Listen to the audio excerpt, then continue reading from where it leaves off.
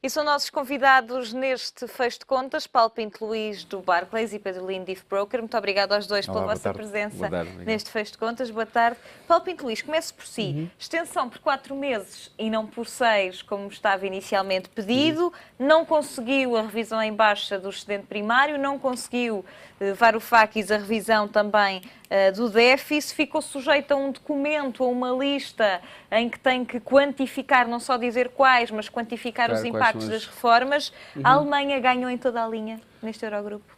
Não diria que ganhou assim. Basicamente as partes continuam a fazer aquilo que já vinham fazendo no início, quando o Syriza também disse que ia, no fundo, rasgar compromissos. Basicamente as partes neste momento estão a tentar ganhar tempo. Eu diria que quer a Grécia percebeu que a realidade, por vários motivos, aquilo que aconteceu nos bancos gregos, a saída de capitais, a iminência de, se disser que não a tudo, poder não ter dinheiro para os próximos dias. Isso fez com que a realidade seja realmente diferente daquilo que eles podem, no fundo, quando estão com os seus eleitores, dizer que podem fazer.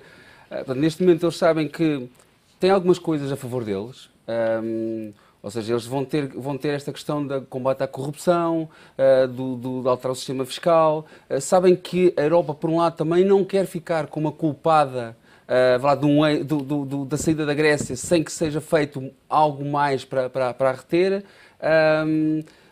Depois tem todos os contras do outro lado, que é querem fazer aumentos portanto, nos salários, têm questões sabem que o risco de contágio da Grécia já não o que era, ou seja, o bluff que poderiam fazer, ou a pressão que podiam fazer já não é tão grande. Sabem que há uma ala europeia que até veria com bons olhos a Grécia sair da zona euro.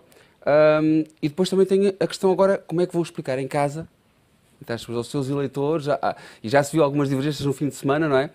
De que afinal tem que se calhar fazer alguns compromissos, como eles chamam, algumas linhas vermelhas, como eles chamaram, de que não podem ser ultrapassadas, mas agora vamos ver como é que no papel eles vão conseguir convencer que querem manter alguns pontos como inultrapassáveis da parte deles e vão ter que dar alguma concessão à Europa para as tais reformas, como é que vão conseguir comprovar de que vão conseguir ter os tais déficits, os tais superávites primários e que a Europa vai aceitar isso. Eu digo basicamente temos 4 meses, a Europa, se formos aqui num cenário mais agressivo, a Europa quer pelo menos provar que vai dar 4 meses à Grécia, para a Grécia provar se no formato que eles dizem que é possível, sem austeridade, só com a tal reforma do sistema fiscal e só com o combate à corrupção, se nesses 4 meses conseguirem provar que é possível, se calhar temos depois um problema para a Europa, ou seja, político. Portugal aqui é uma componente política muito forte para Portugal, para a Espanha, para a Alemanha, que é, por um lado, não querem que seja um sucesso, que a Grécia tenha sucesso. A Grécia sabe que tem um eleitorado, não só grego, mas europeu, de facção mais socialista e de esquerda, que está à espera que eles sejam, no fundo, o exemplo de sucesso. E, portanto, temos aqui uma situação complicada, mas digo, 4 meses, e daqui a 4 meses vai ser muito difícil de que a Grécia consiga provar que consegue fazer aquilo que se promete agora. Está a partir do princípio que esta lista de reformas será aceita e trabalhada com o Eu acho que assim, quer a Grécia, quer a Europa não têm razão nenhuma para não tentar, nesta fase pelo menos, chegar a um acordo. Ou seja, os gregos, tendo como premissa que vão querer pôr os tais aumentos de salários, que não querem cortar nas pensões, vão ter, no fundo, vão gastar mais, e vou dizer, mas eu gasto mais, mas vou ter aqui uma forma de conseguir arranjar mais receitas. Pelo menos deixem-me que eu prove isso. E provavelmente a Europa não vai querer ficar naquela armadilha de dizer a todo mundo que, ok, eu não dei tempo à Grécia para provar que conseguiam fazê-lo. A nossa ideia e 4 meses é suficiente para pôr em marcha estas reformas e ter o resultado delas? Será curto, e a Europa também sabe disso, mas e sabe que politicamente a agitação que poderá acontecer, ou o Syriza se mantém muito unido, apesar das concessões que vai fazer à Europa, mas que vai ser um trabalho herculeano para a Grécia conseguir provar, mas não podemos, se calhar a Europa não lhe pode dizer que não te vou dar a oportunidade de provar. Pedro Lino, o que saiu desta reunião do Eurogrupo de sexta-feira é pior do que a primeira versão que estava em cima da mesa no Eurogrupo de segunda-feira? Bem, eu não sei, eu sei que a Grécia conseguiu... Pior para a Grécia, claro. Sim, a Grécia conseguiu uma extensão de 4 meses, conseguiu que o país fosse financiado, conseguiu que o seu saldo orçamental primário diminuísse de 5,4% para 3%, ou seja, conseguiu aqui uma folga de 5 mil milhões e se calhar é aí que ela vai buscar o dinheiro para que o salário aumente progressivamente, para que não existam cortes nas pensões. No fundo, comprou aqui mais algum tempo. Bem, isso é positivo. Agora, vamos lá ver, estamos a falar de um governo que foi eleito há 2, 3 semanas atrás. Não se pode pedir que rapidamente pessoas que estão a tomar pastas novas, que não tinham experiência governativa, que tomem pulso ao país. E eu acho que estes 4 meses que a Europa está a dar é para isso mesmo, é para que o Syriza perceba bem que país é que tem nas suas mãos, que reformas é que pode mesmo implementar, porque isto agora é tudo muito bonito, que é o plano de intenções. Bem, mas cheios de planos de intenções já estamos nós, porque a Grécia nos últimos anos tem-nos dado planos de intenções para mangas. Agora, o que é necessário é implementação. E estes 4 meses, no fundo, é um comprar de tempo, no fundo é o crédito que o Syriza conseguiu junto dos parceiros europeus para mostrar o que vale.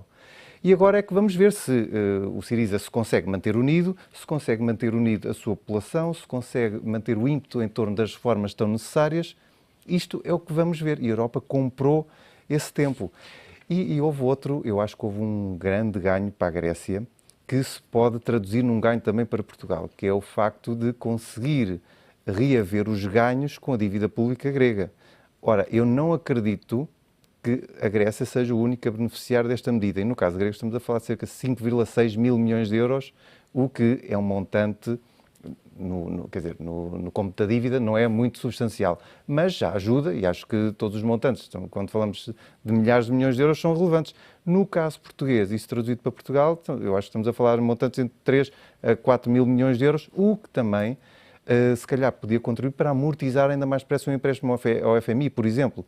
Por isso, esta é uma daquelas medidas que acho que nós podemos ganhar se também pedirmos à Grécia, aos parceiros europeus, porque há uma questão, é que Portugal cumpriu o programa de ajustamento, teve as notas positivas por parte da Troika, Portugal fez o esforço e ainda emprestou dinheiro à Grécia. Ora, se no meio disto tudo nós não formos compensados pelo esforço que tivemos, então aí eu diria que estamos a ser um pouco desmoralizados, a ficar desmoralizados. E isso não fica comprometido com as alegadas declarações ou posição da Ministra das Finanças junto do Eurogrupo? Lá está. Isso é daquelas coisas que eu não percebo em Portugal. Nós adoramos destruir tudo. Bem, quando se empresta dinheiro a alguém, é preciso saber se essa alguém tem responsabilidade e é preciso saber onde é que vai gastar o dinheiro. Quer dizer, pelo menos que nos dê algumas satisfações. Isto passa-se com um banco, passa-se se eu emprestasse à Marina, se a Marina me emprestasse a mim, a saber, Pedro, desculpe lá, eu empresto-lhe 1000 euros, mas diga-me lá onde é que vai gastar o dinheiro. Quer dizer, ou então é fundo perdido. Se fosse a fundo perdido, então a Grécia não podia pedir um empréstimo, tinha que dizer, olha, eu quero dinheiro a fundo perdido e não vos quero pagar. Isto é um contrato de empréstimo. Empréstimo pressupõe saber onde é que se vai gastar o dinheiro e é uma questão de responsabilidade. E por aqui se vê que os partidos em Portugal e os políticos, nomeadamente a oposição, têm tido um historial de emprestar dinheiro e de gastar sem saber onde. É necessário que os portugueses percebam de vez que o dinheiro é um bem essencial que vem do fruto dos nossos impostos. Ora, isso tem que ser, nós temos que saber onde é que ele é gasto e gastá-lo com responsabilidade. Não é dizer, olha, tomem lá o dinheiro e agora gastem-no ou paguem-no quando puderem ou quando quiserem. Não, é preciso haver um plano, é preciso haver a lista das reformas, como nós, porque não se pode... Eu também gostava de ter um salário mais alto. Gostava que todos tivessem salários mais altos. Todos nós aqui gostávamos de ganhar mais. Mas é possível. Quer dizer, temos que gerir conforme as nossas restrições orçamentais. E eu acho que a posição da Ministra das Finanças, muito sinceramente, foi correta. Quer dizer, muito bem, nós mais uma vez vamos mostrar a solidariedade europeia, como mostramos há 4 anos atrás, 5 anos, quando fomos ao mercado, Portugal foi ao mercado, pediu um empréstimo acima de 4,5% e foi entregar à Grécia. E agora é natural que diga, olha, nós vamos continuar a mostrar a nossa solidariedade, apoiamos este pacote de ajuda, mas pelo menos vocês têm que se comprometer num ajustamento. E eu acho que depois o que Mas Portugal a devia luta política... ter ficado mais, passar um pouco à margem desse protagonismo, porque também foi um dos países que recebeu ajuda, que saiu já do programa, que até está a reembolsar o FMI antes das datas previstas, mas tendo em conta que passou por dificuldades, que também precisou de ajuda. Não estou a dizer ser conivente com dar sem ter nada em troca, mas ao menos passar pelos pingos da chuva dentro do Eurogrupo. Lá está, Marina. Eu acho que há que mudar a mentalidade política e a mentalidade das pessoas das últimas décadas. E há que começar a pedir responsabilidades, tal como nós, em Portugal, queremos responsabilizar os políticos. Ora, os políticos também têm que prestar contas. E para prestar contas nós temos que os obrigar, temos que dizer que queremos saber onde é que o dinheiro é gasto. Por isso, acho que quando os outros ministros das Finanças do Eurogrupo não querem nem saber, ou pelos vistos não pressionam para ter conhecimento da lista de reformas que vai ser implementada, bem, isso até é mostrarem um pouco falta de respeito pelos seus próprios contribuintes. Eu acho que a posição de Portugal e da Grécia é defensável porque eu, como contribuinte português, estou a ajudar, gostava de saber, quero saber se o outro país também está a fazer um esforço ou não, ou se é fundo perdido, porque se for a fundo perdido, então não nos podem dizer que depois não podemos estar à espera que a Grécia nos reembolse. E depois toda esta história de vir cá um líder, um deputado do Syriza, quer dizer, é política da baixa, e eu acho, da mais baixa possível, da mais rasca. E eu acho que nós merecíamos, como portugueses, algo melhor dos nossos políticos. Paulo Pinto Luís, ainda em relação à Grécia, é possível, ainda há pouco disse que a Europa tem que dar uma oportunidade para não ser acusado de não dar essa oportunidade à Grécia de atingir as metas de outra forma. Mas é possível atingir, não comprometer, ter neutralidade orçamental, como muitas vezes referiu Varoufakis na conferência de imprensa, sem ter medidas de austeridade associadas? Só com a melhoria da evasão fiscal, do combate à corrupção? Aquilo que se acha, quer dizer, o comum do analista acha que é difícil, não é? Porque muito se falou também na Grécia, como em muitos países, Portugal também tem feito esse esforço nos últimos anos, mas na Grécia, obviamente, a dimensão que se fala é realmente gigantesca e, portanto, aqui como eu disse, é a tal questão de perceber será que é possível, com uma pequena parte dessa reforma, que a Grécia consiga provar que esse é que é o grande ponto fraco.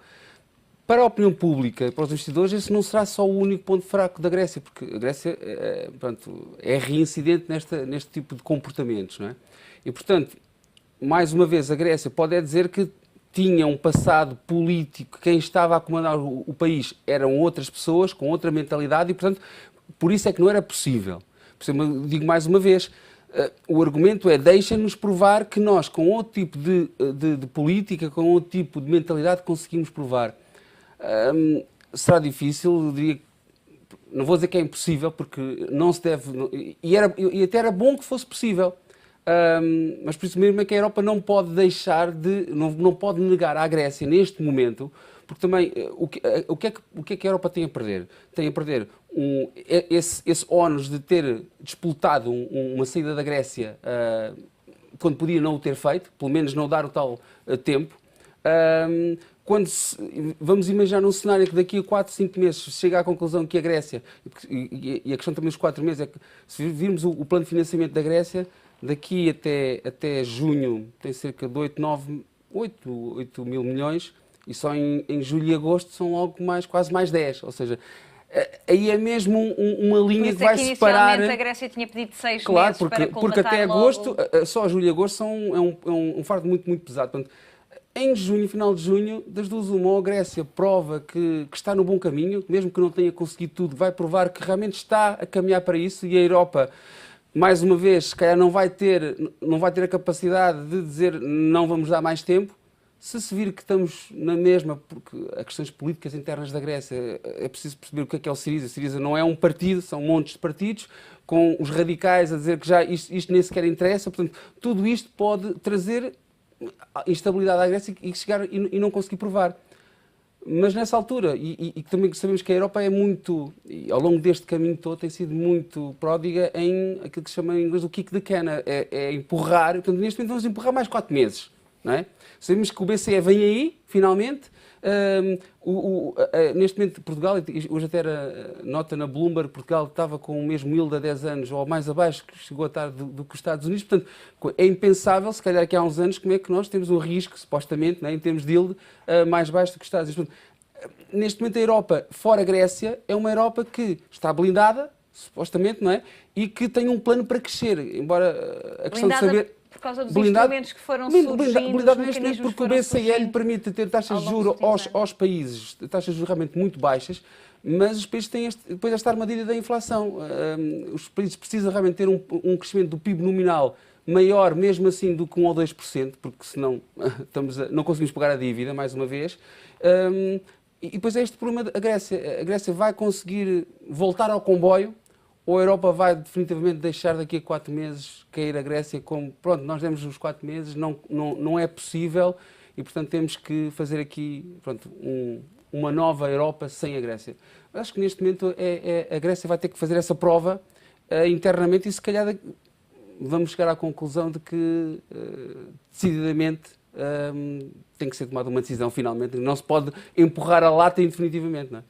Pedro Lino, o Eurogrupo tem até ao final de abril, conjuntamente com o governo grego, para fechar, no fundo, este pacote de novas medidas. Final de abril já falta menos tempo ainda para o final desta extensão de 4 meses. Como é que fica a banca grega no meio de todos estes impasses? A banca grega não está nada bem. Aliás, eu acho que essa foi uma das pressões que foi colocada em cima da Grécia e por isso é que foi chegado a um acordo na sexta-feira, porque durante as últimas 2 semanas os bancos gregos têm recorrido sistematicamente à linha de emergência do Banco Central Europeu, à linha de financiamento de emergência denominada ELA. Ao ponto de ter sido aumentada 2 vezes. 2 vezes, exatamente. Estava nos 60 mil milhões, foi para os 65 e depois a semana passada já só teve um incremento de 3,5 mil milhões para 68 mil milhões, 68,5. O que significa que o Banco Central Europeu também começou a dizer alto e para o baile porque quem estava a servir de garantia de colateral já era o Banco Central da Grécia. E chega a um ponto, o Banco Central da Grécia, que eu saiba, não tem este tipo de dinheiro, nem de garantias, para continuar a manter os bancos gregos. E há aqui uma questão muito interessante, que é pouco abordada em Portugal, que é porquê que os bancos gregos precisam sistematicamente recorrer a ela? Por uma razão simples, fuga de capitais. Toda a gente vai aos bancos gregos e retira o dinheiro. É isso que se quer para os outros países? Quer dizer, é que realmente os gregos estão a viver uma situação sui generis, que é, elegem um governo feito para negociar, mas depois vão aos bancos e, por simples não, tiram o dinheiro todo que lá está. E é financiado por quem? Bem, pelo Banco Central Europeu, leia-se, os outros parceiros europeus. Ou seja, indiretamente, nós já estamos a financiar a Grécia. O Banco Central Europeu tem aumentado sistematicamente as linhas de apoio, porque se não fosse encontrado um acordo na sexta-feira, eu diria que hoje ou amanhã a banca grega se calhar não abria. Porque os limites os bancos estão a sofrer retiradas de cerca de 500 milhões, a média de 500 milhões de euros por dia. Bem, 500 milhões, os 3,5 mil milhões da semana passada davam praticamente para uma semana, não dá para mais. Aliás, um estudo do Barclays saiu há cerca de 1 ou 2 semanas atrás, dava como certo que em janeiro saíram 20 mil milhões da banca grega.